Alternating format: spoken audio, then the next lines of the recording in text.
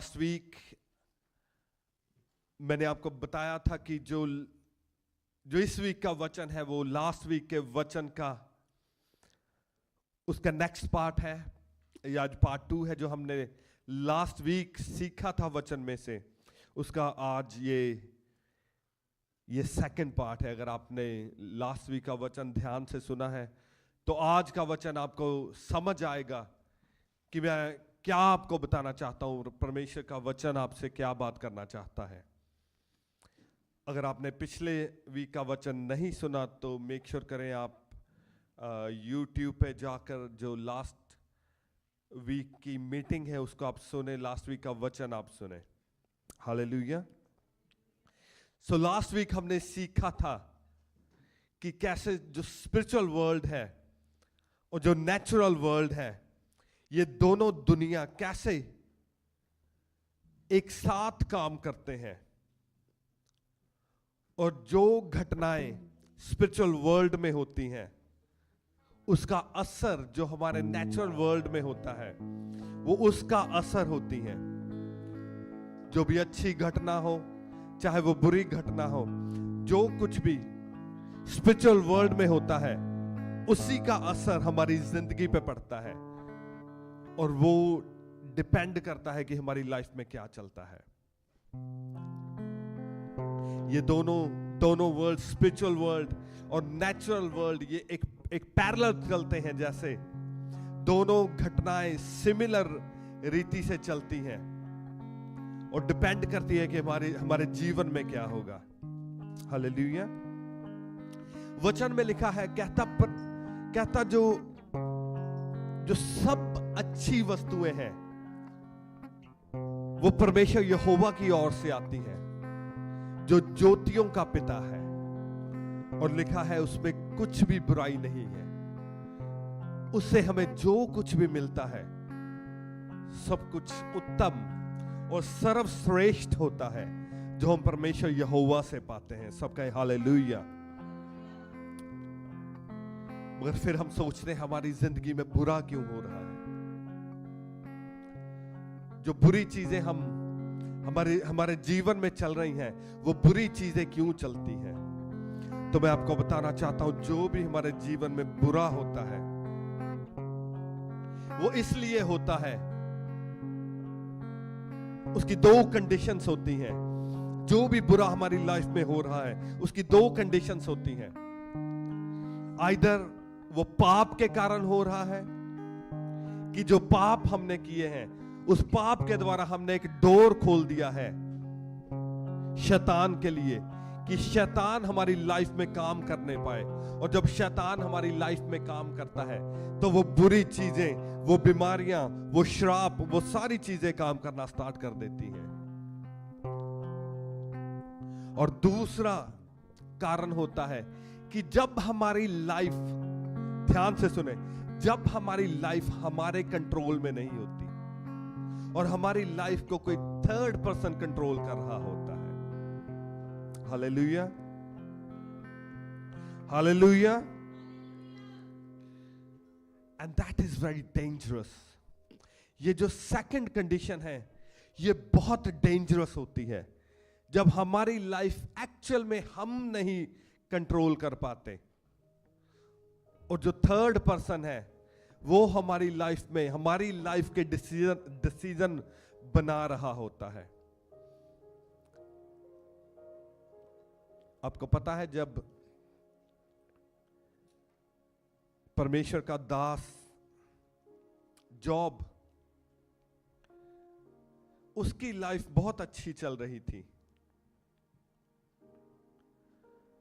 और एक दिन क्या हुआ कि शैतान, बाइबल में लिखा है कि परमेश्वर यहोवा के पास गया और वो कन्वर्सेशन चल रही है। शैतान परमेश्वर यहोवा से कन्वर्सेशन कर रहा है और परमेश्वर कह रहा है कि क्या तूने मेरे दास को देखा है, जॉब को? वो कितना अच्छा है, मैंने उसको कितना ब्लेस किया है। मगर जो शैतान है वो परमेश्वर यहोवा को कन्विंस कर रहा है। वो कहता है क्योंकि तूने उसको ब्लेस कर रखा है इसीलिए वो तेरे नाम का धन्यवाद करता है, वो तेरी जो सारी आज्ञाएं हैं उसको मानता है और उस पर चलता है। कहता अगर तू अपना हाथ उससे पीछे हटा ले तो देख वो तुझे श्राप देगा। इसमें क्या हो रहा है? इसमें जॉब के बारे में बात हो रही है, मगर जॉब उसके बीच में, उस कन्वर्सेशन के बीच में शामिल नहीं है।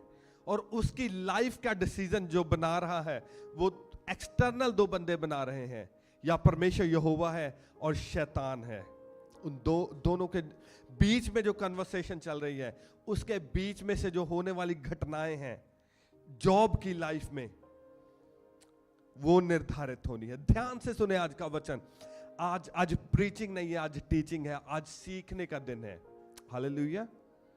और जब आज का वचन आपको समझ आएगा, आज के वचन से आप सीखेंगे, तो आप अपने डिसीजन खुद ले पाएंगे। कोई थर्ड पर्सन आपकी लाइफ को नहीं चलाने पाएगा। आपकी लाइफ आपके कंट्रोल में होगी। आप जैसे अपनी लाइफ को चलाना चाहते हैं, आपकी लाइफ आपके अकॉर्डिंग चलेगी। और दैट इज वेरी इंपॉर्टेंट, क्योंकि ये बहुत डेंजरस है जब आपकी लाइफ को कोई थर्ड पर्सन चला रहा होता है।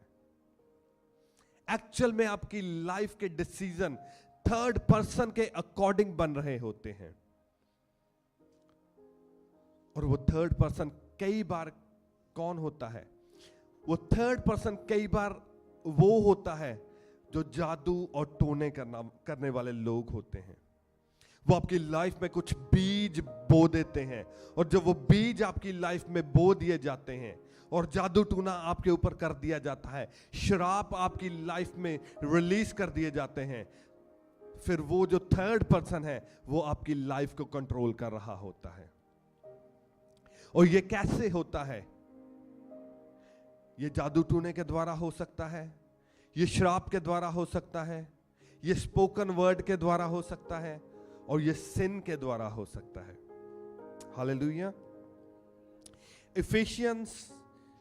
इफिसियों की पत्री उसका 6 अध्याय और उसकी 12 आयत में लिखा है, कहता क्योंकि हमारा ये मल्ल युद्ध लहू और मांस से नहीं, परंतु प्रधानों से और अधिकारियों से और इस संसार के अंधकार के हाकिमों से और उस दुष्ट आत्माओं की आत्मिक सेनाओं से है जो आकाश में है। हालेलुया। कहता हमारा युद्ध किसी इंसान के साथ नहीं है। ये पौल कह रहा है, ये इफिसियों की कलीसिया को लिख रहा है। जैसे आज मैं आपको सिखा रहा हूं, उस टाइम पे पौलुस इफिसियों की कलीसिया को, एफिशियंस को सिखा रहा है। वो स्पिरिचुअल वॉरफेयर सिखा रहा है कि आपने स्पिरिचुअल वॉरफेयर कैसे लड़नी है, आपने स्पिरिचुअल वॉरफेयर में क्या करना है। वो सेम चीजें जो पौल ने इफिसियों को सिखाई, वो स्पिरिचुअल वॉरफेयर जो पौल ने इफिसियों को सिखाया, आज सेम चीजें मैं आपके साथ शेयर करने जा रहा हूं। और आपने बड़े ध्यान से आज इन चीजों को सीखना है। और आप देखेंगे जब आप आज के वचन के बाद इसको सीख के इसको अपनी लाइफ पे जब आप अप्लाई करेंगे, आपकी लाइफ कभी भी सेम नहीं रहेगी। हालेलुया। वो कहता जो हमारा मल्ल युद्ध है, कहता किसी इंसान के साथ नहीं है, किसी लहू और मांस के साथ नहीं है, मगर शैतान की शक्तियों के साथ है। और वो कहां है? कहां? कहता वो आसमान में है। आसमान का मतलब क्या है? इट मीन्स कि वो जो शक्तियां हैं वो स्पिरिचुअल वर्ल्ड में है। वो यहां नहीं है, वो धरती पर नहीं है, वो आसमान पे है। आसमान का मतलब है कि वो स्पिरिचुअल वर्ल्ड है। एक्चुअल में हम धरती पर हैं, मगर जो हमारा युद्ध है, हमारा युद्ध उनके साथ है जो एक्चुअली में धरती पर नहीं है, एक्चुअली में वो स्पिरिचुअल वर्ल्ड में है। वो डिफरेंट एक वर्ल्ड में है, वो उस वर्ल्ड से, वो डिफरेंट डायमेंशन में है, वो उस डिफरेंट डायमेंशन से हमारी लाइफ को कंट्रोल करने की ट्राई कर रहे हैं। वो वहां से ट्राई कर रहे हैं कि हमारी लाइफ में हमारी मर्जी ना पूरी हो और ना परमेश्वर की मर्जी हो,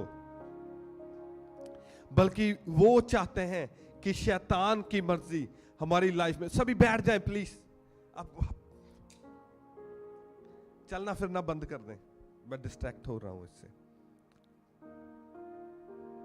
वो ट्राई करता, और ये जो शक्तियां हैं ये स्पिरिचुअल वर्ल्ड में हैं, और ये ट्राई कर रही हैं कि हमारी लाइफ को वहां से कंट्रोल किया जाए। स्पिरिचुअल वर्ल्ड से ये ट्राई कर रहे हैं कि हमारी लाइफ को वो कंट्रोल करें, और हमारी लाइफ को वो चलाएं, ना कि हम चलाएं और ना परमेश्वर यहोवा चलाएं। इसलिए पौलुस ने कहा, कहता हमारा युद्ध जो है, कहता शैतान की शक्तियों के साथ है, जो स्पिरिचुअल वर्ल्ड में है। इट मीन्स हम लड़ाई में हैं। हालेलुया। इट मीन्स हम लड़ाई में हैं। डजंट मैटर हम चाहें या ना चाहें, हम लड़ाई में हैं, हम युद्ध में हैं। आपने युद्ध देखा ना, इंडिया और पाकिस्तान का चल रहा था युद्ध। इधर से ड्रोन उड़ रहे हैं, उधर से ड्रोन आ रहे हैं, इधर से मिसाइलें जा रही हैं, उधर से मिसाइलें। जब आप युद्ध में होते हो, जब आप युद्ध में आ जाते हो, इट डजंट मैटर आप चाहो या ना चाहो, आपको युद्ध लड़ना पड़ता है। और जब आप युद्ध में होते हो, इट डजंट मैटर कि आप इधर से अटैक कर रहे हो या नहीं कर रहे। जो आपकी एंटी पार्टी है, जो अदर पार्टी है, वो आप पे अटैक करेगी ही करेगी। इट डजंट मैटर अगर आप करोगे या ना करोगे। हालेलुया। वो जो आपका एनिमी है, जो आपका दुश्मन है, डजंट मैटर आप कितने नाइस हो, आप कितने अच्छे हो, आप युद्ध चाहते हो या नहीं चाहते हो, आपका दुश्मन आप पे अटैक करता रहेगा उतनी देर तक जब तक आप फिनिश ना हो जाए। इसलिए परमेश्वर ने कहा, कहता कि शैतान जो है वो आता है किस लिए? To steal, to kill and to destroy. शैतान किस लिए आता है? टू स्टील, चुराने के लिए, टू किल, मारने के लिए, और डिस्ट्रॉय, तबाह करने के लिए। तो इट मींस कि शैतान आप पर उस समय तक अटैक पे अटैक करता रहेगा जितनी देर आप डिस्ट्रॉय नहीं हो जाते। जितनी देर आप डिस्ट्रॉय नहीं हो जाते, वो आप पे, शैतान आप पे अटैक करता रहेगा। मगर उसको रोकने के लिए हमें क्या करना चाहिए? शैतान उस टाइम तक आप पर अटैक करता रहेगा अनलेस आप डिस्ट्रॉय नहीं हो जाते। फर्स्ट कंडीशन है, या तो वो तब हटेगा जब आप पूरी तरह से डिस्ट्रॉय हो जाएंगे, और या दूसरी कंडीशन है कि अनलेस आप कुछ करेंगे उसको रोकने के लिए। Hallelujah. Unless you are fully destroyed, or unless you do something to stop him to attack you। और युद्ध नीति क्या कहती है? युद्ध नीति कहती है offense is the best defense। क्या? offense is the best defense। मेरे साथ कहें, offense is the best defense। offense is the best defense।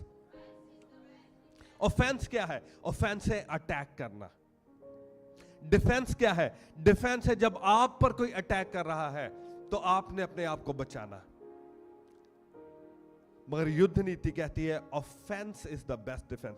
अगर आपने अपने आप को बचाना है तो आपको उस पर अटैक करना पड़ेगा जो आप पर अटैक कर रहा है। हालेलुया। मगर जब आपने किसी पर अटैक करना है, आपने उस आपके एनिमी पर अटैक करना है, अपने दुश्मन पर अटैक करना है, आप ऐसे ही नहीं अटैक करने चले जाते कि आपने मुंह उठाया और चल पड़े, ओ इसने मुझ पर अटैक कर दिया। No no no no no. जब आपने उसके अटैक का जवाब देना होता है, और अगर तो आपके अंदर समझ है तो आप उसी समय उसको जवाब नहीं देंगे। जब आपने किसी दुश्मन देश पर भी अटैक करना होता है, जब आपने युद्ध में जाना होता है, तो युद्ध में जाने से पहले आप 3 चीजें आपको चाहिए। आपको क्या चाहिए? सबसे पहले आपको चाहिए प्लानिंग।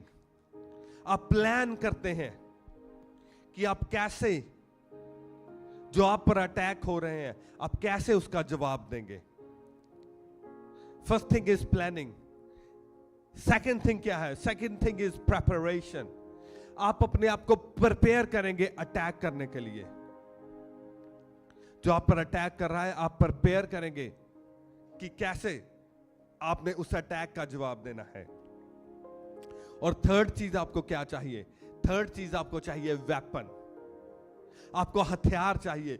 बिना हथियार के आप अपने एनिमी को जवाब नहीं दे सकते, आप उस पर अटैक नहीं कर सकते। तो आपको 3 चीजें चाहिए। आपको प्लानिंग चाहिए, आपको प्रेपरेशन चाहिए, और आपको थर्ड चीज क्या चाहिए?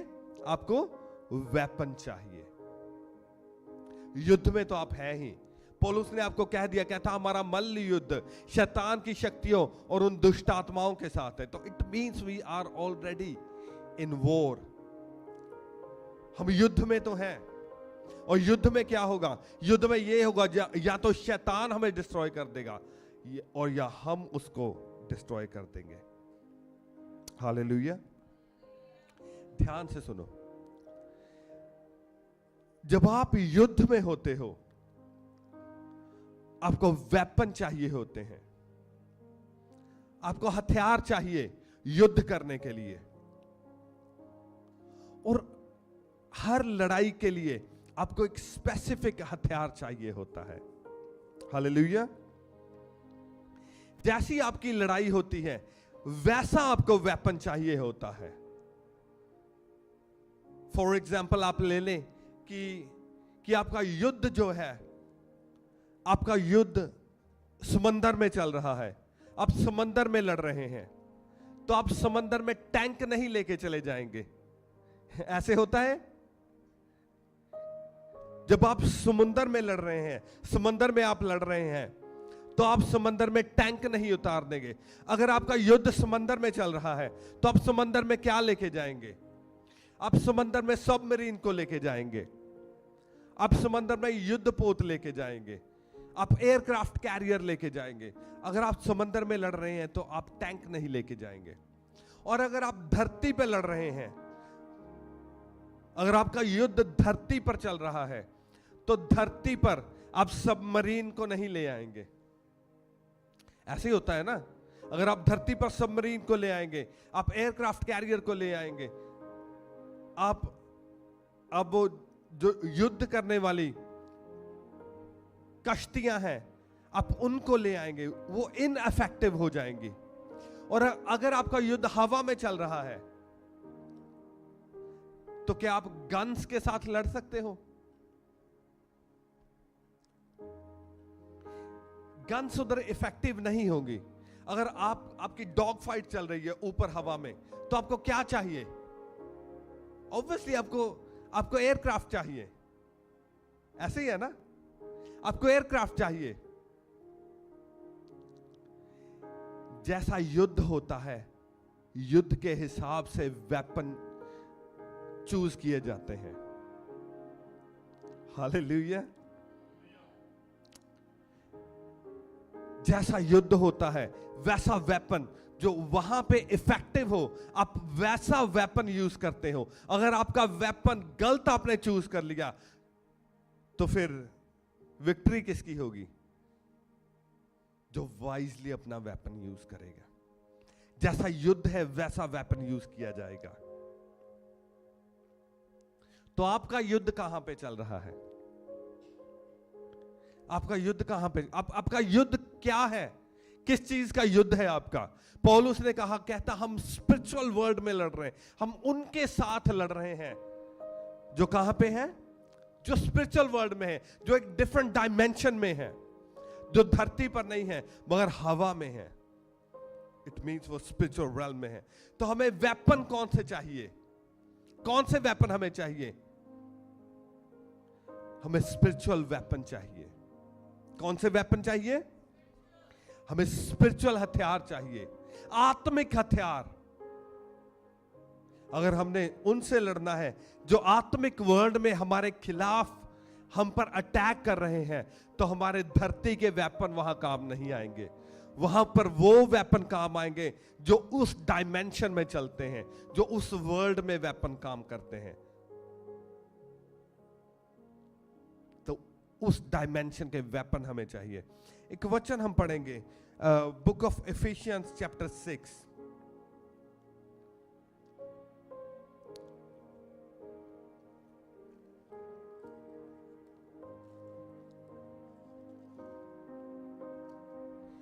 बुक ऑफ एफिशियंस, इफिसियों की पत्री, उसका 6 अध्याय और 13 आयत से मैं आपके लिए पढ़ूंगा।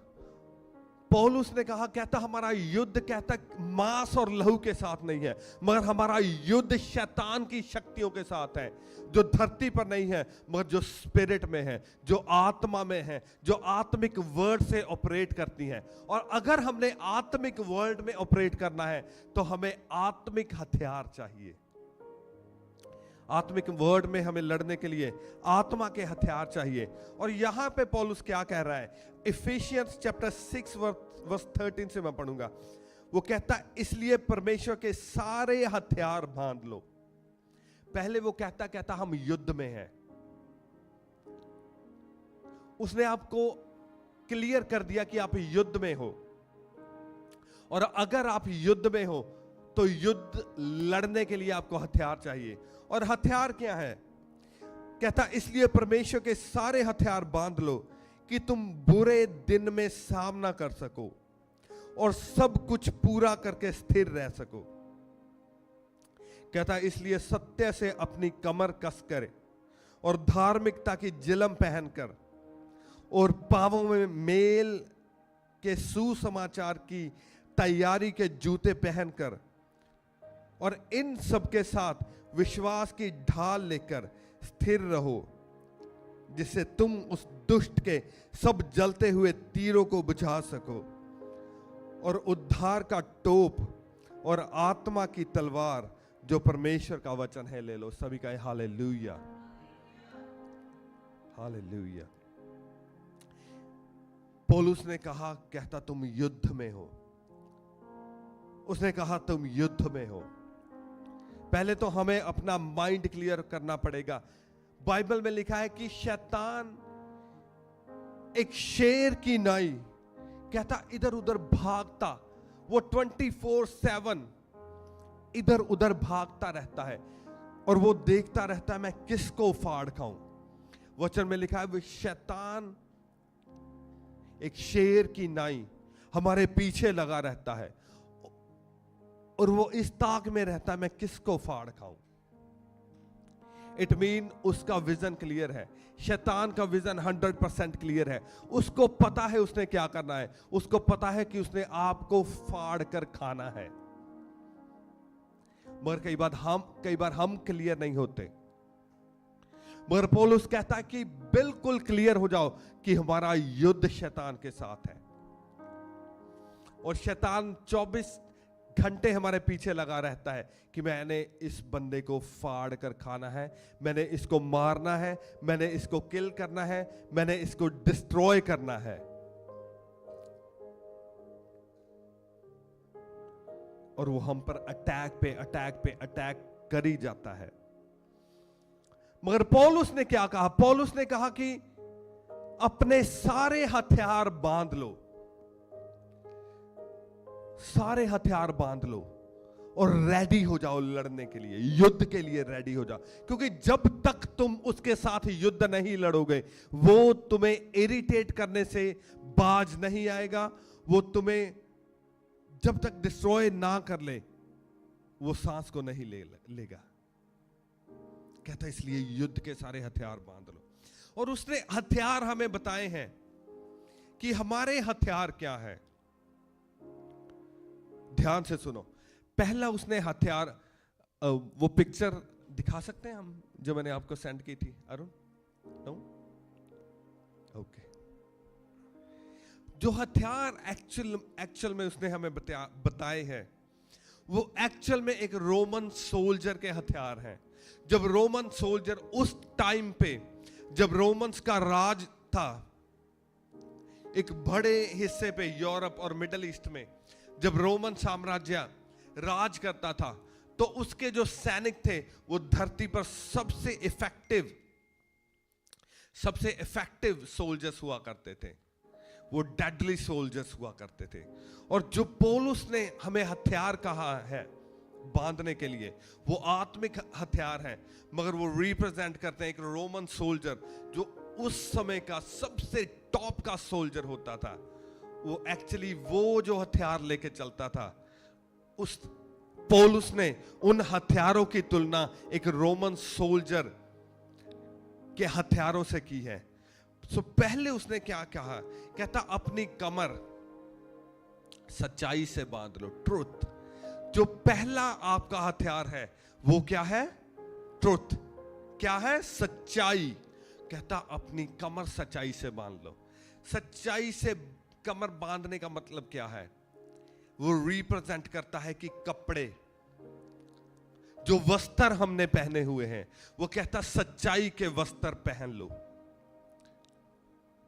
जब हम आर्मर पहनते हैं, जब एक रोमन सोल्जर आर्मर पहनता था, अपने लड़ाई के युद्ध के हथियार मानता था, तो सबसे पहले जो बेसिक उसका हथियार होता था, हथियारों के नीचे जो बेसिक आपकी बॉडी पर सबसे पहले डाला जाता है वो आपके कपड़े होते हैं। जितनी देर आपने कपड़े नहीं पहने आप हथियार नहीं पहन सकते। तो आपके जो कपड़े हैं वो बेसिक हथियार है, मगर आपका बेस क्या है? सच्चाई।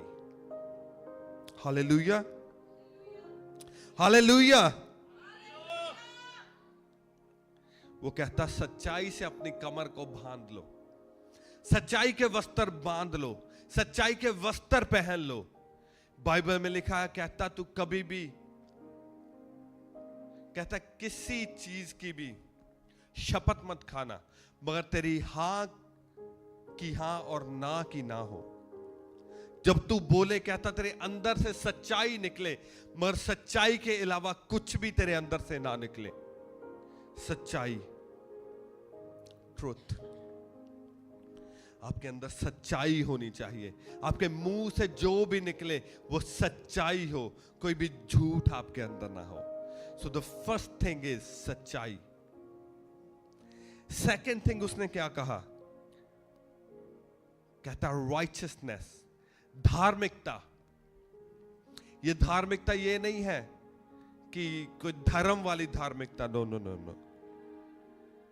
धार्मिकता का मतलब मैंने आपको बहुत बार बताया है, धार्मिकता का मतलब है पवित्रताई। सेकंड थिंग इज पवित्रताई। कहता पवित्रताई की झिलम।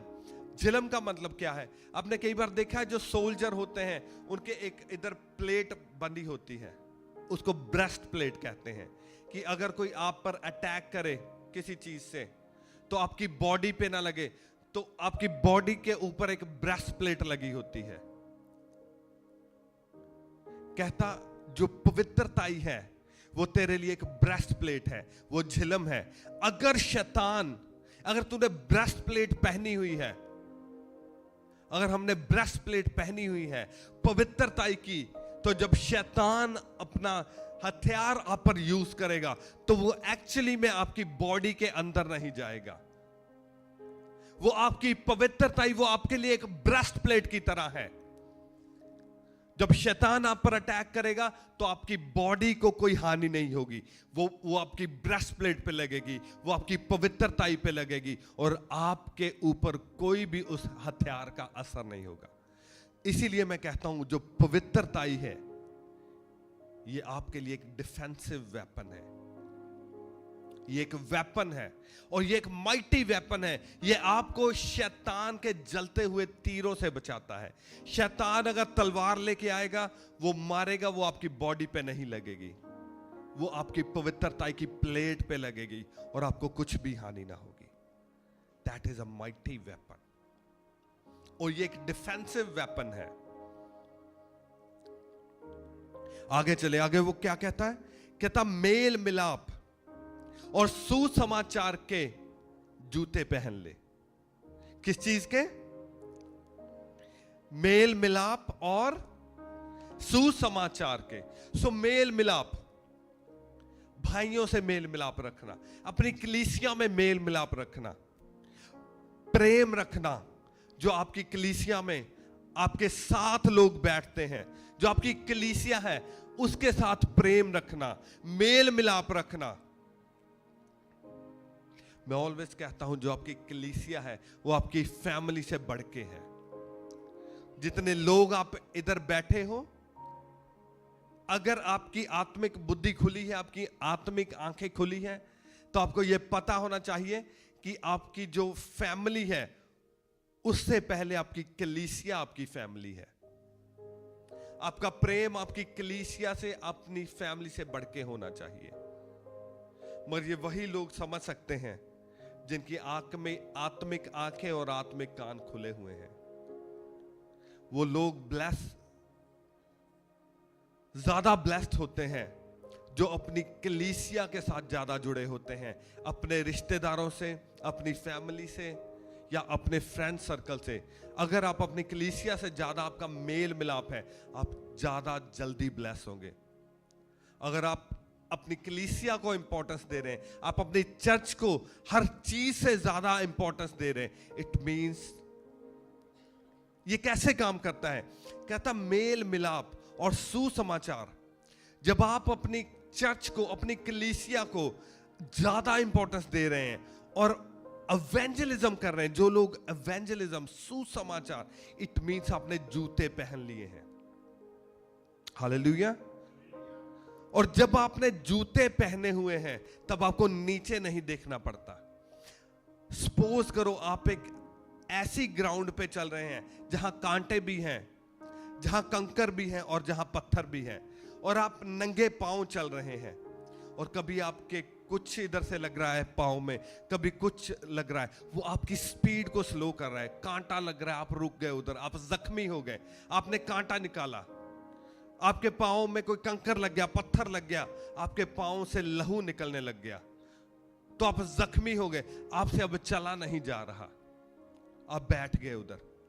कई बार हम जाते हैं ना जंगल में या किसी ऐसे एरिया में, बीच पे जाते हैं, अगर जब हमने कुछ पांव में पहना नहीं होता तो हम धीरे धीरे चलते हैं, धीरे धीरे चलते हैं और नीचे देख के चलते हैं, तो फिर हमारा सर ऐसे नीचे होता है। मगर जब आपके पांव में जूते पहने हुए होते हैं, इट मींस आपको नीचे परवाह करने की जरूरत नहीं है कि धरती पर क्या है। कोई चीज आपके पांव को जख्मी नहीं कर पाती, फिर आप दौड़ते हैं। हालेलुया। फिर डजंट मैटर नीचे कांटे हैं, नीचे कंकर है, नीचे पत्थर है, आपके पांव को कोई चीज जख्मी नहीं कर पाती। क्यों? क्योंकि आपने सुसमाचार और मेल मिलाप के जूते पहने हुए हैं। अब आपके पांव सुरक्षित हैं। इसका मतलब क्या है? इसका मतलब यह है कि अगर आपने अपनी चर्च को, अपनी कलीसिया को प्रायोरिटी दी हुई है हर एवरी अदर थिंग से, और आप सुसमाचार करने वाले बंदे हैं, आप रूहें बचाने वाले लोग हो, आप लोगों को जीसस के बारे में बताते हो, इट मींस कि आपके जूते पहने हुए हैं, अब आप दौड़ने के लिए रेडी हो। हालेलुया। आप दौड़ने के लिए रेडी हो, आप स्पीड में जा सकते हो। इसीलिए आपने देखा होगा जो लोग अपने पास्टर के ज्यादा क्लोज होते हैं, जो लोग चर्च के कामों में ज्यादा एक्टिव होते हैं, जो लोग सुसमाचार सुनाने में ज्यादा एक्टिव होते हैं, जो लोग रूहें बचाने में ज्यादा एक्टिव होते हैं, उनके काम बहुत जल्दी जल्दी हो जाते हैं, उनका फाइनेंस ज्यादा ब्लेस होता है, उनकी रिलेशनशिप्स ज्यादा ब्लेस होती हैं, उनकी लाइफ में हर चीज ब्लेस होती है। क्यों? क्योंकि यहां वचन वो पूरा कर रहे हैं। और जो लोग अपने आत्मिक पिता या अपने पास्टर या अपने मेंटर से जितना ज्यादा दूर होते हैं, वो उतना ज्यादा स्ट्रगल करते हैं। जो लोग चर्च से जितना ज्यादा दूर होते हैं, वो उतना ज्यादा स्ट्रगल करते हैं। जो लोग कोई सुसमाचार नहीं करते, वो लोग ज्यादा स्ट्रगल करते हैं, हर चीज में स्ट्रगल करते हैं। मगर जो लोग सुसमाचार करते हैं और चर्च के कामों में सबसे ज्यादा, कलीसिया के कामों में सबसे ज्यादा आगे होते हैं, वो सबसे ज्यादा ब्लेस होते हैं। यही पौल कह रहा है, कहता सुसमाचार के जूते पहन लो ताकि तुम्हारे पांव को कहीं से ठेस ना लगे। जब तुम चलो तुम्हें नीचे ना देखना पड़े, अब तुम्हारा सर ऊपर हो और परमेश्वर आपको ब्लेस कर पाए, और जो लोग बाकी जिनके जूते नहीं पहने हुए वो धीरे धीरे चले मगर तुम दौड़ो। Hallelujah, that is a revelation. ये एक रेवलेशन है, ये आपके लिए एक हथियार है, ये आपके लिए एक माइटी वेपन है। मैं आपको आज हथियार दे रहा हूं कि कैसे आप शैतान से लड़ पाओगे। सो जूतों को पहनना, शूज को पहनना, ये आपके लिए हथियार है। आप स्पीड से दौड़ेंगे और आप स्पीड से तरक्की करेंगे हर चीज में, चाहे वो बॉडी हो, चाहे फाइनेंस हो, चाहे हर चीज में आप माइटीली तरक्की करेंगे। आपका बिजनेस है, आप बिजनेस में भागेंगे, आपका बिजनेस ब्लेस होगा। करके देखो, इस चीज को करके देखो कैसे आप ब्लेस होंगे। आगे आ जाओ, आगे क्या कहता है? फेथ, शील्ड, फेथ, विश्वास। हालेलुया। विश्वास क्या करता है? विश्वास आपके लिए एक शील्ड होता है। शील्ड देखा, जो एक रोमन सोल्जर, उसके हाथ में एक ढाल पकड़ी होती है। देखिए एक ढाल, वो आज पिक्चर हम दिखा नहीं पाए, नहीं तो आपको और क्लियर हो जाता। कहता विश्वास की ढाल ले ले। विश्वास की ढाल वो आपके लिए शील्ड है एक। कोई भी जब अटैक करता है, मान लो किसी ने दूर से पत्थर मारा आपको, या दूर से कोई तीर आया, या किसी आपके एनिमी ने आपके और एक भाला फेंका, तो जो वो सोल्जर होते थे उनके हाथ में एक शील्ड पकड़ी होती थी। जब कोई तलवार से आप पर अटैक कर रहा है तो वो आप पीछे होकर आगे ढाल कर देते, ऐसे होता है ना। और जो वो अटैक किया जाता है वो शील्ड पे लगता है, वो सोल्जर पे नहीं लगता। तो वो कहता विश्वास की ढाल ले ले। जो विश्वास है वो आपके लिए एक ढाल का काम करता है। जो आपका फेथ है वो आपके लिए एक ढाल का काम करता है। कैसे विश्वास आपके लिए ढाल का काम करता है? ध्यान से सुनो। बाइबल में लिखा है जो शैतान है, he is a father of lies. क्या है वो? परमेश्वर के लिए कहा गया है, परमेश्वर, जो परमेश्वर पिता है, जो परमेश्वर यहोवा है, he is a father of lights. परमेश्वर के लिए कहा गया है कि ही is a father of lights. मगर शैतान क्या है? शैतान इज अ फादर ऑफ लाइस। आपने युद्ध देखा जो इंडिया और पाकिस्तान का चल रहा था? आप फेसबुक खोलो या आप जब पाकिस्तानी चैनल्स देख रहे थे, कहते हैं इंडिया के इतने एयरक्राफ्ट गिरा दिए, इंडिया की फीमेल फाइटर को हमने पकड़ लिया, ये कर दिया, तबाही कर दी, ये कर दिया, वो कर दिया। जब आप इंडियन न्यूज चैनल लगाते थे, वो क्या कहते थे? हमने लाहौर को तोड़ दिया, हमने उनके इतने जो बेस थे हमने वो तोड़ दिए, हमने इधर ये इतने आतंकवादी ठिकानों को नष्ट कर दिया। तो बंदा क्या होता? बंदा कंफ्यूज। आप हुए कंफ्यूज जिन्होंने वो देखी लड़ाई? बंदे को पता नहीं चलता कि ये सच बोल रहे हैं या ये सच बोल रहे हैं। वो क्या चल रहा था? वो एक प्रोपेगेंडा चल रहा था। उधर से पाकिस्तान के न्यूज चैनल वो अपना प्रोपेगेंडा कर रहे हैं, इधर के इंडिया के न्यूज चैनल वो अपना प्रोपेगेंडा कर रहे हैं। सो सभी अपना अपना बता रहे हैं, और जो दोनों तरफ देख रहा है वो बंदा कंफ्यूज हो रहा है कि यार सच में चल क्या रहा है ना। सभी कंफ्यूज हो रहे हैं कि अच्छा वो जीत रहे हैं या हम जीत रहे हैं, इंडिया जीत रहा है या पाकिस्तान जीत रहा है। ऐसे ही शैतान है। शैतान जो है, he is a father of lies. वो एक प्रोपेगेंडा करने वाला बंदा है।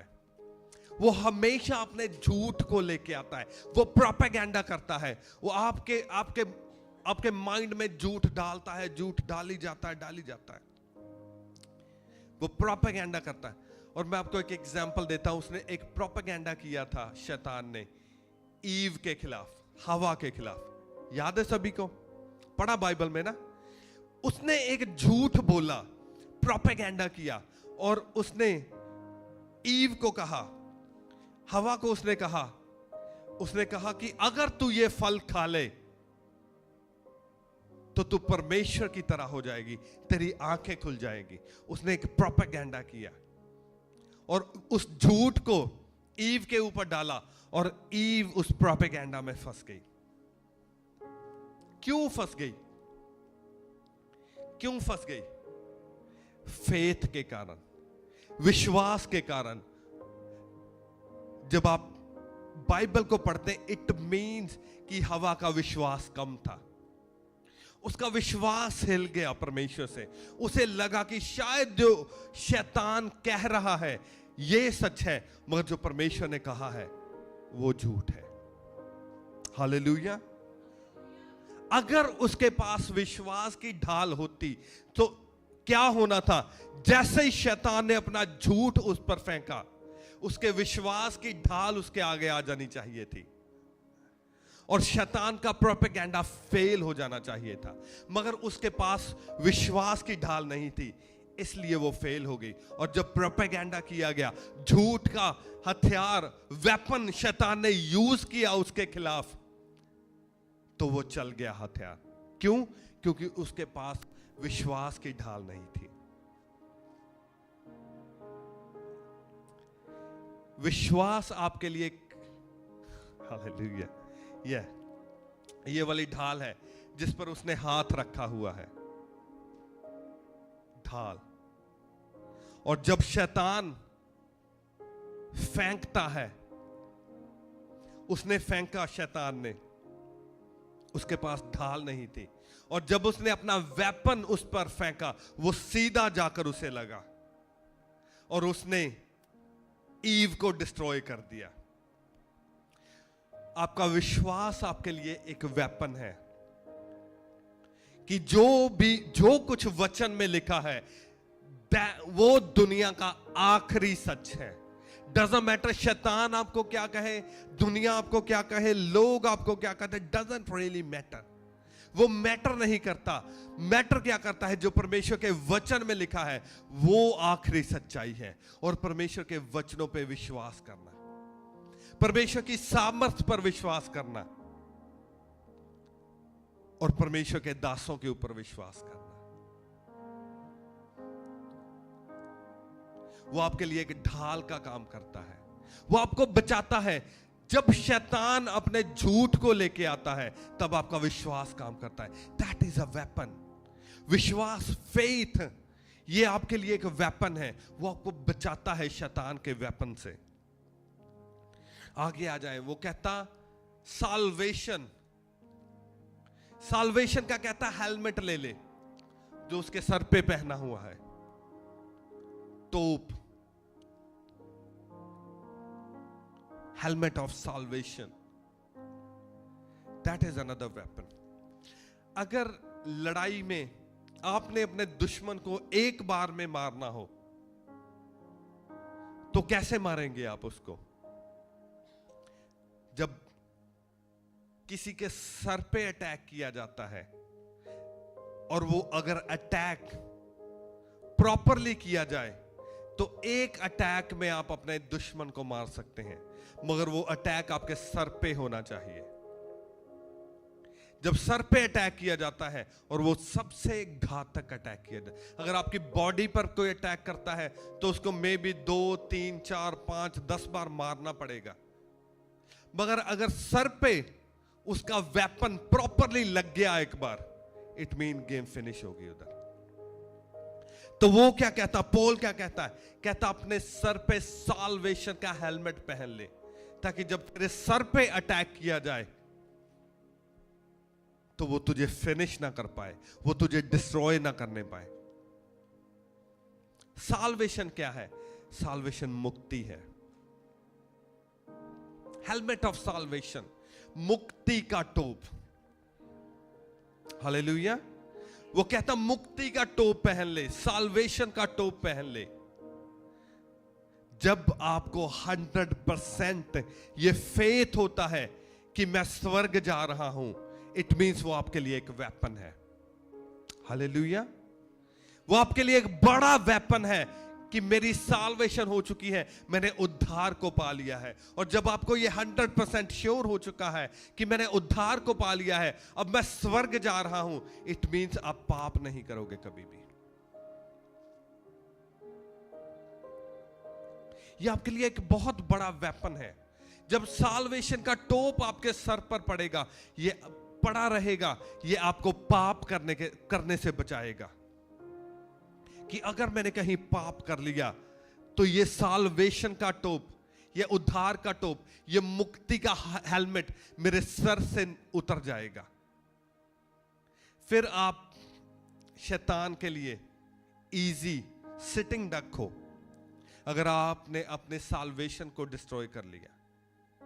हालेलुया।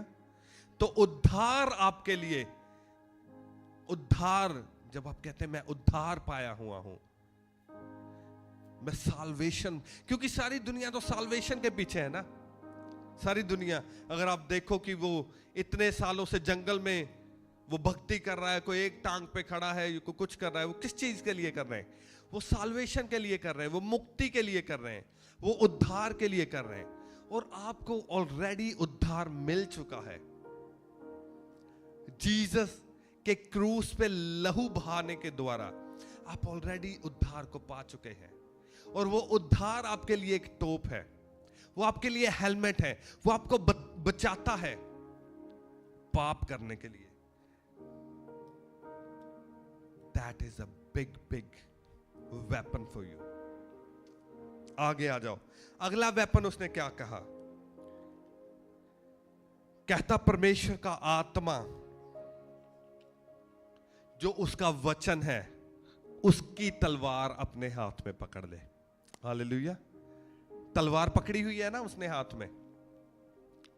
कहता उसके वचन, उसका आत्मा जो उसका वचन है, उसकी तलवार ले ले, ताकि तू क्या हो जाए? तू स्थिर हो जाए। अगर आप नोटिस करें तो ये टोटल 6 हथियार हैं जो उसने बताए हैं। 6 में से 5 जो हथियार है वो डिफेंसिव है। 5 क्या है? डिफेंसिव है, जो आपको बचाते हैं। मगर एक हथियार क्या है? एक ऑफेंसिव है, वो अटैक करने के लिए है। वो क्या है? तलवार। Only one, only one. वो कहता परमेश्वर के वचन का हथियार, उसका आत्मा जो उसका वचन है, वो अपने हाथ में ले ले, ताकि तू स्थिर हो जाए। और उसको उसने कहा है कि आत्मा की तलवार। अगर आपने शैतान को हिट करना है, आपके पास उसके आत्मा की तलवार होनी चाहिए, फिर आप शैतान पर अटैक कर सकते हैं। मगर तलवार तब आएगी जब पहले आपके पास ये 5 हथियार होंगे जो डिफेंस करने के लिए है। हालेलुया। समझ आ रही मैं जो आपको बता रहा हूं? ये बहुत इंपॉर्टेंट है स्पिरिचुअल वॉरफेयर के लिए। अगर आपने आत्मिक वर्ल्ड में अपने दुश्मन को मात देनी है, उसको डिस्ट्रॉय करना है, तो आपके पास ये हथियार होने चाहिए। और उसमें से सबसे इंपॉर्टेंट 6th है जिसका लिखा गया है, कहता उसके आत्मा की तलवार जो उसका वचन है अपने हाथ में ले ले, ताकि तू स्थिर हो जाए। उसका वर्ड, उसका वचन, बाइबल। अगर आप बाइबल नहीं पढ़ते, इट मींस आप एक डेंजरस पोजीशन में हैं।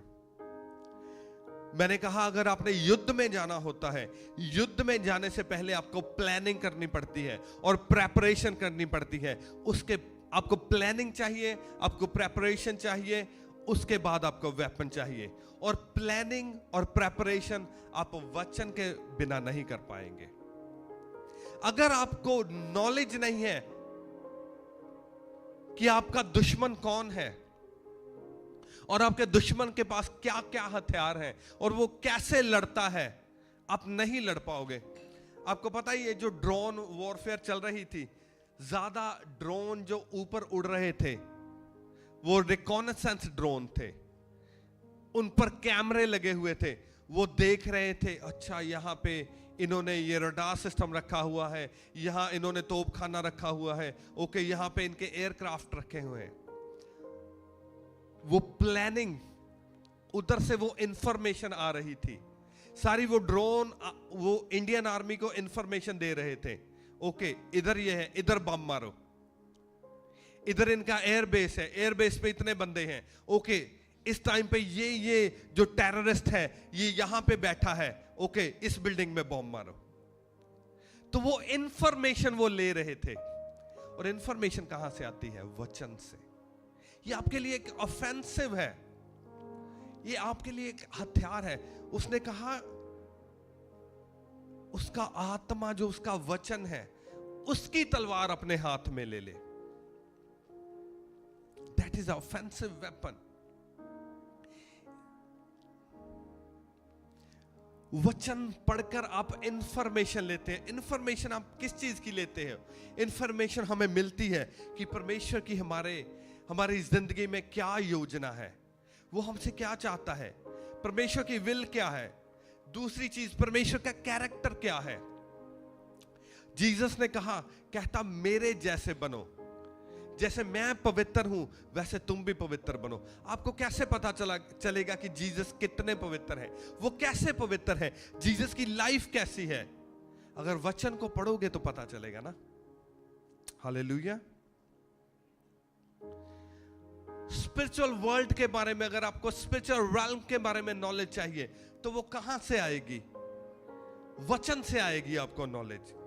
अगर आपने स्पिरिचुअल सिस्टम को समझना है कि स्पिरिचुअल सिस्टम कैसे वर्कआउट करता है, कहां से इंफॉर्मेशन लोगे आप?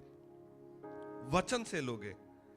अगर आप प्रोफेटिक में बढ़ना चाहते हो कि मैंने एक प्रॉफिट बनना है, मेरी कॉलिंग आपको पता चल गई कि मेरी कॉलिंग एक प्रॉफिट की है, तो उसमें आप कैसे बढ़ोगे? आप इंफॉर्मेशन लोगे, आप प्रॉफिट्स की लाइफ को पढ़ोगे।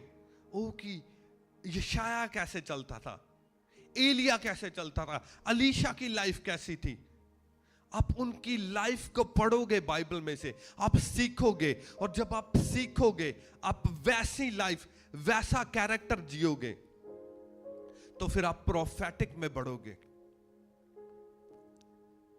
आप जीसस की लाइफ को पढ़ोगे कि जीसस की लाइफ कैसी थी, और जब आप जीसस की लाइफ को पढ़ोगे तो फिर आप धीरे धीरे धीरे करके अपनी लाइफ को जीसस की लाइफ की तरह बनाते चलेंगे। ओके, मैं जीसस की तरह बनना चाहता हूँ। जीसस ने प्रार्थना कैसे की, जीसस ने फास्टिंग कैसे की, जीसस ने मिरेकल कैसे किए। तो धीरे धीरे धीरे जब आप पढ़ोगे आपकी लाइफ वैसी बनती जाएगी, तो धीरे धीरे वो आत्मा की तलवार आपके हाथ में आती चली जाएगी। हालेलुया। और क्या होगा? जब आप वचन को पढ़ोगे आपकी लाइफ में सिचुएशंस आएंगी कि ये हो गया, और आप कंफ्यूज हो कि मैं इस सिचुएशन में क्या करूं। मगर अगर आपको वचन के बारे में पता है, आपको वचन की नॉलेज है, आपको पता होगा कि ओके, इस प्रॉफिट की लाइफ में जब ये प्रॉब्लम आई थी उसने क्या किया था। जब दाऊद की लाइफ में ये प्रॉब्लम आई तो दाऊद ने क्या किया। जब दाऊद को शाऊल मारने आया तो दाऊद ने क्या किया। जब एलिया की लाइफ में ये प्रॉब्लम आई, अकाल पड़ा, तो कैसे उसने प्रार्थना की, कैसे उसने किया, और परमेश्वर ने उसको कौओं के द्वारा खिलाया। हालेलुया। तो ये आपके लिए एक हथियार है, वचन आपके लिए एक हथियार है। जितनी देर आपको वचन का नहीं पता, आप नहीं अटैक कर पाओगे शैतान पे। आप डिफेंस करते रहोगे, वो आपको मारता रहेगा, आप अपने डिफेंसिव हथियार उसके आगे करोगे। मगर अगर आपने उस पे अटैक करना है तो आपको वचन चाहिए।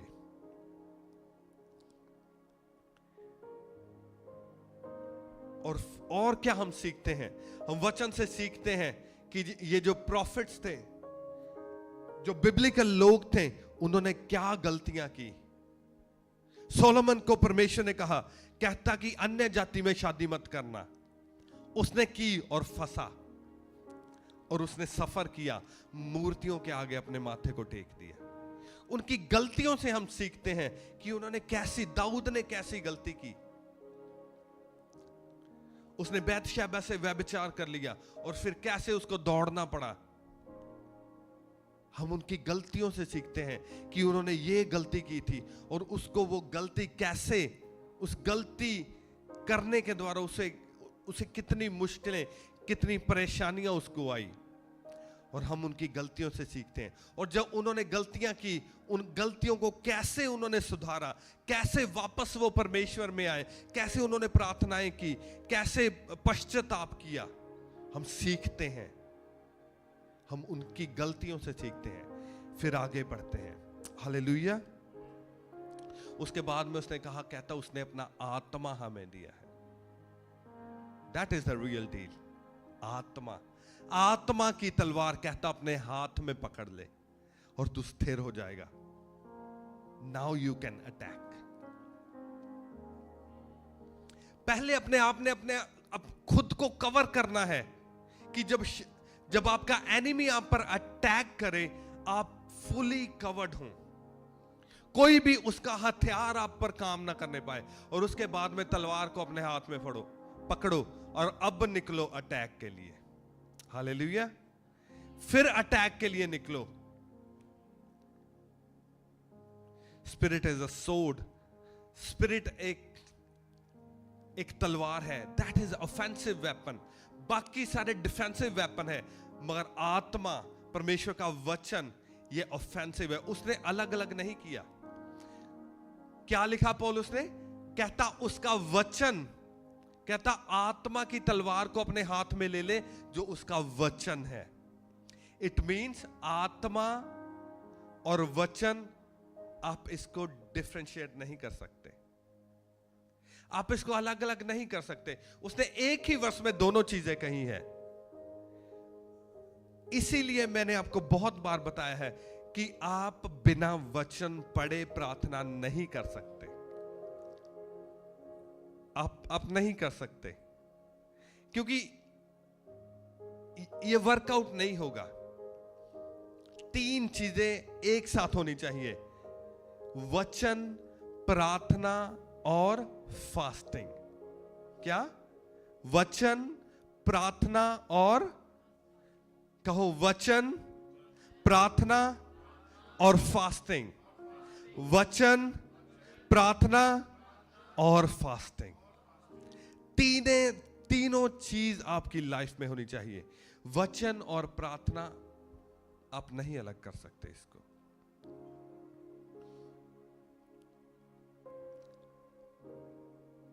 जितनी देर आप इन दोनों चीजों को इकट्ठा नहीं करते, उतनी देर वो रिजल्ट जो आप चाहते हो अपनी लाइफ में, वो रिजल्ट कभी नहीं आएगा। जिस दिन आप दोनों चीजें इकट्ठी करना स्टार्ट कर देंगे, उस दिन रिजल्ट आना स्टार्ट हो जाएगा। हालेलुया। एक वचन हम और पढ़ेंगे, 1 Corinthians chapter 14 verse 1। 1 Corinthians chapter 14 verse 1 कहता, प्रेम का अनुकरण करो और आत्मिक वरदानों की भी धुन में रहो, विशेष करके ये कि भविष्यवाणी करो। सभी कहें hallelujah. That is a very very important verse. ये बहुत इंपॉर्टेंट वर्स है। अगर आपको ये वर्स समझ आ जाए, आपकी लाइफ चेंज हो जाएगी। पहले उसने कहा कि परमेश्वर के आत्मा की तलवार अपने हाथ में ले ले, जो परमेश्वर का वचन है। अब वो कह रहा है, कहता आत्मिक वरदानों की भी धुन में रहो। That is a next step. पहला स्टेप है कि आपने परमेश्वर की आत्मा की तलवार को अपने हाथ में लेना है। अब वो नेक्स्ट स्टेप बता रहा है। That is a next step. अब वो कहता है परमेश्वर के आत्मिक वरदानों की धुन में रहो। आप सीक्वेंस समझो। जब आप सीक्वेंस समझ जाओगे, इट मींस आपने टोटली, ये एक वाइस सिटी कितने लोगों ने खेली है गेम? कोई गेम खेलते हैं उसमें चीट कोड्स होते हैं ना, ये मैं आपको चीट कोड्स दे रहा हूं आज।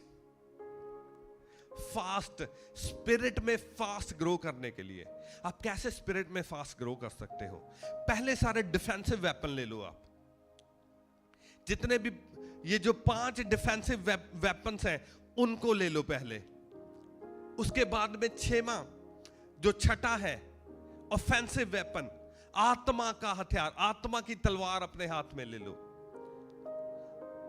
ये 6 हथियार आपने ले लिए। उसका नेक्स्ट स्टेप है, वो कहता आत्मा के वरदानों की धुन में रहो। इसको ध्यान से समझो, ये कैसे वर्कआउट करता है। कई लोग कहते हैं कि मैंने आत्मा को पा लिया, और बाइबल में लिखा है कि जिस दिन आप जीसस में आ जाते हो परमेश्वर का आत्मा आपके अंदर आ जाता है। ऐसे लिखा है ना, ऐसे लिखा है ना, परमेश्वर का आत्मा आपके अंदर आ जाता है। इट मींस आत्मा सबके पास होता है। जितने भी बिलीवर्स हैं जिन्होंने बपतिस्मा लिया है और रिपेंट किया है, रिपेंट करके बपतिस्मा लिया है, इट मींस आत्मा सबके पास है। मगर मिरेकल सबकी लाइफ में नहीं होते। ऐसे ही है ना, मिरेकल्स नहीं होते। ध्यान से समझो आत्मा कैसे काम करता है। आत्मा एक एयरक्राफ्ट कैरियर की तरह है। आपने देखा एक जंगी बेड़ा देखा? किसी ने जंगी बेड़ा जो एयरक्राफ्ट कैरियर होता है, एक बहुत बड़ी शिप होती है नेवी के पास। ध्यान से समझो, नेवी के पास एक बहुत बड़ी शिप होती है। सो आत्मा क्या है? वो एक बहुत बड़ी शिप है। मगर शिप अपने आप से कुछ नहीं कर सकती। उस शिप में कुछ सिस्टम लगे होते हैं। उस शिप में मिसाइल्स भी लगी होती हैं, एयर गन भी लगी होती है। उस मिसाइल में एयरक्राफ्ट भी रखे होते हैं। और जब युद्ध होता है, वो शिप के अंदर सभी चीजें होती हैं। मगर जब युद्ध लगता है तो वही शिप में से एक मिसाइल निकलती है और वो दुश्मन को तबाह कर देती है। और उसी एयरक्राफ्ट कैरियर में से एक विमान उड़ता है, एक फाइटर जेट उड़ता है, और वो फाइटर जेट उड़ के दुश्मन के एरिया में जाता है और वो वहां पे बॉम्ब गिराता है। हालेलुया, समझ आ रही है? जो आत्मा है, पवित्र आत्मा है, वो एक शिप की तरह है जिसमें सिस्टम लगे हुए हैं दुश्मन को मारने के लिए। मगर आगे वो कहता है आत्मिक वरदानों की धुन में रहो। तो आत्मिक वरदान क्या है? आत्मिक वरदान जो है वो एक फाइटर जेट है, वो एक मिसाइल है जो उस जंगी बेड़े के अंदर है। वो शिप के अंदर जो सिस्टम लगे हुए हैं, एयर गन लगी हुई है, वो वरदान है। समझ आया कैसे काम करता है? That is a deep revelation. अकेला आत्मा होना काफी नहीं है। जब आपने आत्मा पा लिया, आपको आत्मा के वरदान चाहिए। आपको आत्मा के वरदान चाहिए ताकि उन वरदानों के द्वारा तुम दुश्मन से लड़ सको। इसीलिए सब कहते हैं कि मैंने बपतिस्मा भी ले लिया, मैंने रिपेंट भी कर लिया और मैंने पवित्र आत्मा को भी पा लिया। अब मैं टंग्स में भी प्रार्थना करता हूं, मगर अभी भी मुझ पर अटैक हो रहे हैं। इट मींस अब क्या आपको चाहिए? आपको नेक्स्ट स्टेप पे जाना है। अब आपको आत्मा के वरदान चाहिए। वो कहता आत्मा के वरदानों की धुन में रहो। Now is the next step. पूरा एक सिस्टम है, आपको सिस्टम फॉलो करना पड़ेगा। मैंने कहा था आज टीचिंग है, आज टीचिंग का दिन है। आपने सीखना है कि कैसे आपने इन हथियारों को, पौलुस ने तो कह दिया हथियार बांध लो, मगर हथियार आएंगे कैसे, यूज कैसे करने उनको। सो पवित्र आत्मा एक बहुत बड़े शिप की तरह है। शिप की आप पिक्चर दिखा सकते हैं, एयरक्राफ्ट कैरियर, अगर उससे निकाल कर अगर गूगल करके अगर आप दिखा सको कि एक एयरक्राफ्ट कैरियर कैसा होता है। कहता उसकी धुन में रहो। धुन में कैसे रहते हैं? आप 24 घंटे वरदानों के बारे में सोचोगे, मुझे ये आत्मिक वरदान चाहिए, मुझे ये आत्मिक वरदान चाहिए। आत्मिक वरदान क्या होते हैं? Spiritual gift. एक तो उसने बता दिया कि भविष्यवाणी करने का गिफ्ट होता है, आत्मिक वरदान। और क्या हो सकता है? प्रोफेसी करने का वरदान, हीलिंग करने का वरदान, डिलीवरेंस करने का वरदान, वर्किंग ऑफ मिरेकल्स, मिरेकल करने का वरदान, प्रीचिंग करने का वरदान, सोल सेविंग, रूहों को बचाने का वरदान, बिजनेस का वरदान। ये अलग अलग तरह के, बहुत तरह के वरदान हैं जो आत्मा आपको देता है। मगर वो कहता, पौलुस कहता कि आत्मिक वरदानों की धुन में रहो, उसके लिए प्रार्थना करते रहो। परमेश्वर मुझे ये वरदान चाहिए, पवित्र आत्मा मुझे ये वरदान दे, मुझे हीलिंग का वरदान दे, मुझे प्रोफेसी का वरदान दे, मुझे रूहों को बचाने का वरदान दे, मुझे एवेंजलिज्म, इवन एवेंजलिज्म करना भी एक वरदान है।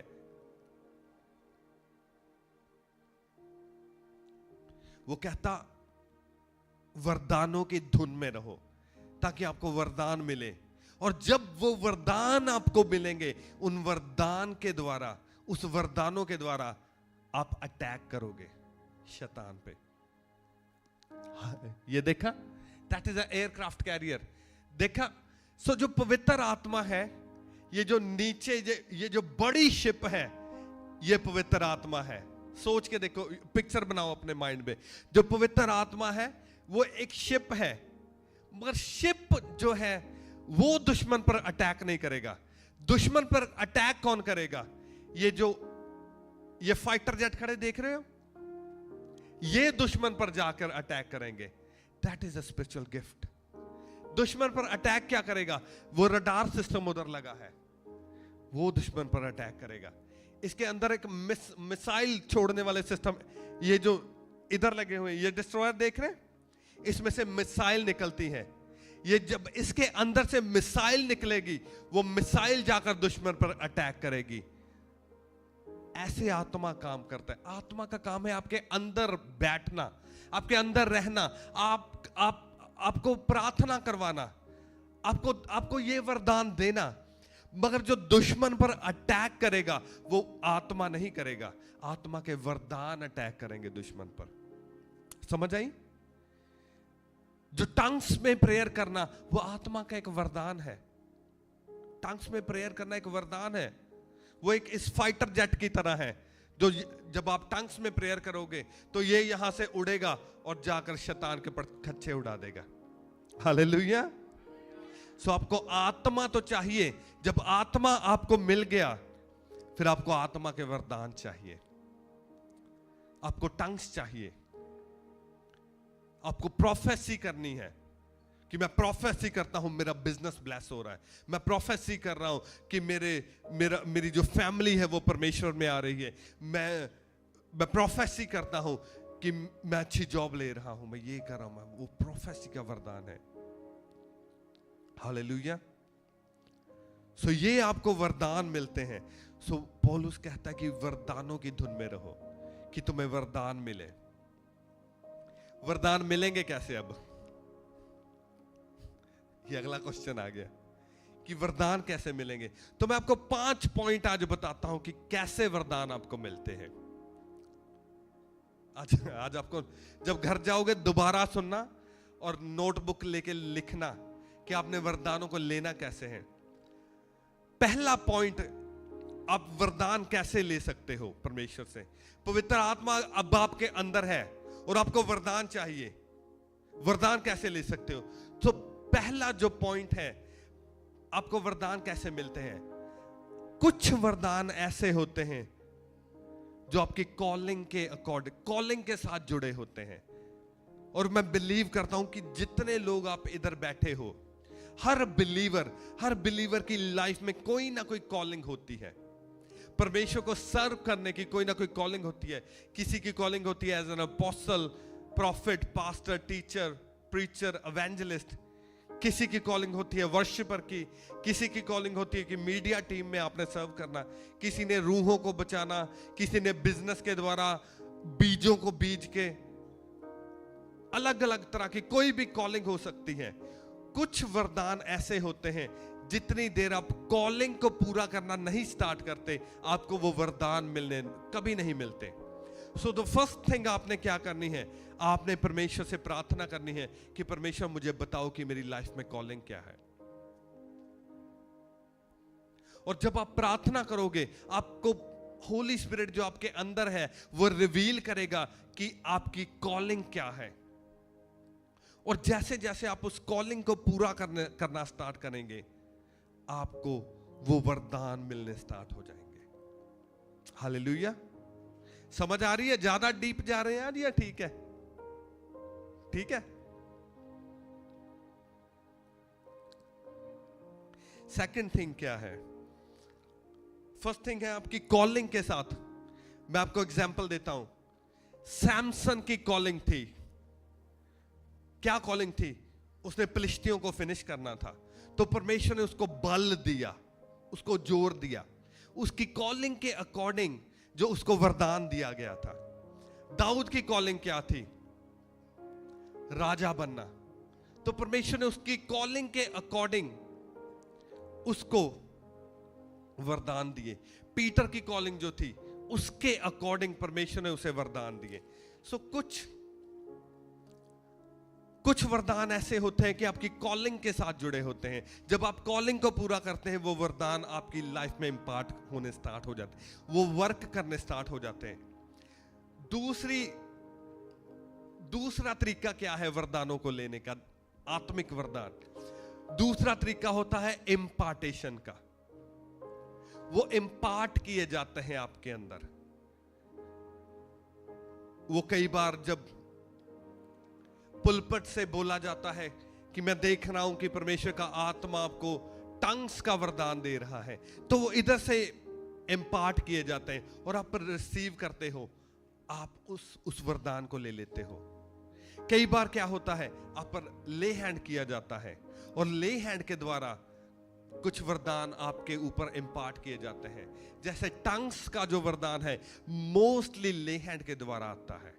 मोस्टली, ज्यादातर, वैसे भी आ सकता है प्रार्थना के द्वारा, आप प्रार्थना करके भी ले सकते हो, मगर मोस्ट ऑफ द टाइम ले हैंड के द्वारा जो टंग्स का वरदान आपको दिया जाता है। रोमन्स चैप्टर 1 वर्स 11 में लिखा है, ये पौलुस बोल रहा है। पौलुस क्या कह रहा है? पौलुस रोमन्स को कह रहा है। रोमन्स चैप्टर 1 वर्स 11 कहता, क्योंकि मैं तुमसे मिलने की लालसा करता हूं कि मैं तुम्हें कोई आत्मिक वरदान दूं जिससे तुम स्थिर हो जाओ। ध्यान से सुनो। कई बार आजकल जो टीचर बने हुए हैं ना, वो स्पिरिचुअल बंदों पे अटैक बहुत करते हैं। यार ये इसने कैसे कह दिया, ये अपने आप को जीसस समझ रहा है, इसने अपने आप को जीसस की जगह रख दिया, ये कैसे वरदान। पौलुस क्या कह रहा है? ध्यान से पढ़ो, वचन को ध्यान से पढ़ो। कहता, क्योंकि मैं तुमसे मिलने की लालसा करता हूं कि मैं तुम्हें कोई आत्मिक वरदान दूं। क्या कहा पौलुस ने? कहता, ताकि मैं तुम्हें क्या दूं? आत्मिक। उसने ये नहीं कहा कि मैं परमेश्वर से प्रार्थना करूं कि परमेश्वर तुम्हें आत्मिक वरदान दे। No no no. ये आत्मिक चीजें हैं और आत्मिक बंदा इसको समझ सकता है। पौलुस कहता, मैं लालसा करता हूं कि मैं कोई आत्मिक वरदान दूं। इट मींस जो आपका मेंटर है, अगर वो आत्मिक है और उसके पास कोई वरदान है, इट मींस वो वरदान आप में वो इंपार्ट कर सकता है। यही तो ले हैंड से होता है। और जो आत्मिक लोग, जिनको आत्मिक चीजों के बारे में पता नहीं, वो कहते हैं ये ले हैंड क्या हो गया, ये क्या इन्होंने नए काम स्टार्ट कर दिए। इम्पार्टेशन। कहता, मैं तुम्हें कोई आत्मिक वरदान दूं। इट मींस अगर आपका मेंटर चाहे तो वो आपको आत्मिक वरदान दे सकता है, इम्पार्टेशन के द्वारा, ले हैंड के द्वारा। अलीशा कहता एलिया को, कहता मैं तेरा दुगना मसा चाहता हूं। कहता ओके। कहता अगर तू मुझे देख ले ऊपर उठता तो मेरा दुगना मसा पालेगा। तो फिर क्या हुआ? जब वो वहां गया और वो ऊपर जा रहा था तो उसने अपना कपड़ा फेंका, और जैसे ही उसने कपड़ा उठाया तो दुगना मसा अलीशा ने एलिया का पा लिया। कपड़े के द्वारा। आज लोग कहते हैं कि ये हैंकी से क्या प्रेयर करते हैं, ये सारी आत्मिक चीजें हैं। उसने दुगने मसे को पा लिया, मगर वो क्या था? वो इम्पार्टेशन थी जो एलिया ने अलीशा के ऊपर की थी, इम्पार्टेशन। सो इम्पार्टेशन के द्वारा आप आत्मिक गिफ्ट, स्पिरिचुअल गिफ्ट, आत्मिक वरदान पा सकते हैं। मगर मैं जब अपने लास्ट टाइम में अपने स्पिरिचुअल फादर को मिला तो वहां एक बंदा था बूढ़ा सा तो उनको कहता पास्टर जी सानू भी कभी कुछ दे दिया करो। उनका हाथ पकड़कर अपने सिर पर रख लिया। ऐसे नहीं होता। अगर आपने अपने मेंटर से कुछ लेना है तो आपको 100% उसकी अधीनगी में चलना पड़ता है। And that's not easy, that is not easy. एक मैं सुन रहा था, कहता मेरे मेंटर ने मुझे कहा कि ये जो चादरें हैं ना इनको धोकर ला। तो कहता मैंने सोचा कि ये तो ऑलरेडी धुली हुई हैं, ये तो क्लीन है। कहता मैंने उठाया और उनको धो दी, दोबारा धो के प्रेस करके लेके आया। तो कहता जब मेरे मेंटर ने दोबारा उसको देखा, पता नहीं उसके मन में क्या आया। कहता इसको धो के ला। कहता मैं बड़ा हैरान हो गया। कहता मैंने चादरें उठाई और फिर धो दी। उस बंदे की जो स्पिरिचुअल आंखें थी वो खुली हुई थी। उसको पता है कि अगर मेरा मेंटर मुझे कह रहा है कि तूने ये काम करना है, डजंट मैटर उसकी कोई सेंस बनती है या नहीं बनती, मैंने वो काम करना है। और जैसे उसने बोला है मैंने वैसे ही करना है। अगर इम्पार्टेशन आपने लेनी होती है अपने मेंटर से तो आपको डजंट मैटर आपके लिए उस चीज की सेंस बनती है नहीं बनती, आपको वो काम करना होता है। तो फिर आप वो इम्पार्टेशन ले सकते हैं। ये नहीं पास्टर जी ने मैं क्या सी यार, पास्टर जी ने मेरी गल ही नहीं मननी, ऐसे इम्पार्टेशन नहीं होती। जो लोग ऑफेंड हो जाते हैं अपने मेंटर से, वो कभी भी इम्पार्टेशन नहीं ले सकते, कभी नहीं ले सकते। सो ये that is the second thing कि इम्पार्टेशन। मैंने आपको बाइबल से बताया है कि कैसे पौल ने कहा कि मैं चाहता हूं कि मैं तुम्हें कोई आत्मिक वरदान दूं, परमेश्वर नहीं, मैं तुम्हें वरदान दूं। That is a spiritual thing. और एलिया ने कहा अगर तू मुझे जाता देख ले, और उसने वहां से अपना कपड़ा फेंका और इम्पार्टेशन हो गई, दुगना मसा। Hallelujah. Third thing, through prayer and fasting. Acts chapter 2 verse 1 to 4, रसूलों के कर्तव्य उसका 2 अध्याय, उसकी 1 से 4 आयत तक। मेरे ख्याल से पढ़ने का हमारे पास टाइम नहीं है। तो वहां ये लोग क्या कर रहे थे? 120 लोग ये बैठकर प्रार्थना में बैठे थे। मे बी 500 लोगों ने स्टार्ट किया था, बाकी 380 भाग गए। मगर ये जो 120 थे ये बैठ के प्रार्थना, prayer fasting, prayer fasting, prayer fasting कर रहे हैं। और क्या हुआ? आत्मा इनके ऊपर उतरा। और आत्मा ही नहीं उतरा, आत्मा तो उतरा ही उतरा, मगर आत्मा का वरदान भी उतरा। वो टंग्स में प्रार्थना करना उन्होंने स्टार्ट किया। That was the spiritual gift. क्योंकि टंग्स एक स्पिरिचुअल गिफ्ट है, तो उन पर आत्मा का वरदान भी साथ में उतरो। कैसे हुआ? Through prayer and fasting, long prayer. अगर आपने थ्रू प्रेयर एंड फास्टिंग कोई वरदान लेना है तो आपको लॉन्ग प्रेयर्स में जाना पड़ता है। वो ऐसी प्रेयर थी जिसमें 380 लोग उठकर भाग गए, मगर 120 लोग वहां बैठे थे। मुझे नहीं पता कितने दिन, कितने घंटे, कितना टाइम वो बैठे हैं प्रेयर एंड फास्टिंग में, मगर वो बैठे थे। So the third thing is through prayer and fasting. Fourth, through thanks giving, धन्यवाद के द्वारा।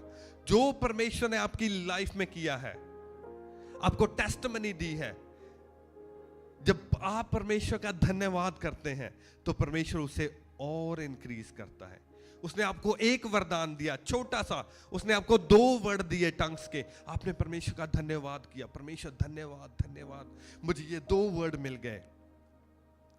आप परमेश्वर ने छोटी सी प्रोफेसी आपसे ली, आपको कुछ बताया किसी के बारे में छोटा सा, और आपने परमेश्वर का धन्यवाद किया कि परमेश्वर आपने मुझे ये प्रोफेटिक वर्ड दिया, और आपने अपने किसी रिश्तेदार को या किसी को वो बताया और वो वर्ड सच्चा था। आपने कहा परमेश्वर मुझे दिखा रहे हैं कि तेरी लाइफ में ये चल रहा है, और उसने कहा हाँ तुझे कैसे पता? आपने कहा मुझे परमेश्वर ने दिखाया। सो वो प्रोफेसी का वरदान आपको मिला है, मगर थोड़ा है, छोटा है, और आपने धन्यवाद किया, परमेश्वर धन्यवाद कि मुझे प्रोफेसी का वरदान मिला है। और जब आप परमेश्वर का थैंक यू करेंगे, आप धन्यवाद करेंगे, वो वरदान इंक्रीज होगा और परमेश्वर आपको और वरदान देंगे, और ज्यादा वरदान देंगे। 5वां क्या है? जब परमेश्वर ने आपको कोई वरदान दिया, आत्मिक वरदान, आपने उसे यूज किया। टंग्स का वरदान, आपको 2 वर्ड्स मिले, आप एक्साइटेड हो गए। आप सुबह 4 बजे उठ रहे, 5 बजे उठ रहे, 3 बजे उठ रहे, उठ के आपके पास 2 वर्ड हैं, आप टंग्स में उन 2 वर्ड्स के साथ प्रेयर कर रहे हैं, करी जा रहे हैं। दोपहर को भी ओके, आपको ब्रेक हुई है काम से, आप बैठ के आप वही 2 वर्ड्स बार बार उन 2 वर्ड्स से प्रेयर कर रहे हैं। आपको प्रोफेसी का वरदान मिला, आपको हीलिंग का वरदान मिला, किसी का सर दर्द ठीक हो गया, ओके मेरी प्रार्थना के द्वारा परमेश्वर ने इसका सर दर्द ठीक किया। अब आप और प्रेयर, लोगों के लिए प्रेयर कर रहे हैं, ओके तेरी लाइफ में ये प्रॉब्लम है, क्या मैं तेरे लिए प्रार्थना करूं? क्या मैं तेरे लिए प्रार्थना करूं? आपने किसी को सुसमाचार सुनाया और उसको बहुत अच्छा लगा, उसको शांति मिली और आपको अच्छा लगा, अच्छा परमेश्वर ने मुझे ये वरदान दिया। और उस बंदे ने आपको कहा ठीक है मैं अभी बपतिस्मा तो नहीं लूंगा, मगर ठीक है अगर तूने प्रार्थना करनी है मेरे लिए कर दे प्रार्थना। तो आपको लगा कि हाँ मैंने इस बंदे को सुसमाचार दिया और इसका मन खुल गया। अब आप इंटरनेट पे भी सुसमाचार कर रहे हैं, आपकी रील्स ऐसी बन रही हैं, आप लाइव जाकर प्रचार कर रहे हैं, आप बाहर जा रहे हैं, आप लोगों को फोन कर रहे हैं और आप सुसमाचार दे रहे हैं। इट मीन्स परमेश्वर ने आपको एवेंजलिज्म का वरदान दे दिया है और आप उसको यूज कर रहे हैं और वो और बढ़ रहा है। हालेलुया। सो तो वो बढ़ता है, इंक्रीज होता है, आप जितना ज्यादा उसको यूज करते हैं। तो मैं चाहता हूं कि आज हम प्रार्थना करें जैसे पौलुस ने उनसे कहा, कहता कि आत्मिक वरदानों की धुन में रहा करो, उसकी धुन में रहो कि परमेश्वर तुम्हें वरदान दे। इट मीन्स कि परमेश्वर आपको आत्मिक वरदान देना चाहते हैं और वो आपके लिए, आपको चाहिए शैतान से लड़ने के लिए, क्योंकि आप एक युद्ध में हो। और अगर आप युद्ध में हो और आपके पास हथियार नहीं है तो आप कैसे लड़ोगे शैतान से? इट मीन्स आपको चाहिए, आपको आत्मा भी चाहिए, आपको आत्मा की तलवार भी चाहिए, आपको वचन भी चाहिए, आपको डिफेंसिव वेपन भी चाहिए, आपको ऑफेंसिव वेपन भी चाहिए, आपको आत्मा भी चाहिए और आपको आत्मा के वरदान भी चाहिए। हालेलुया।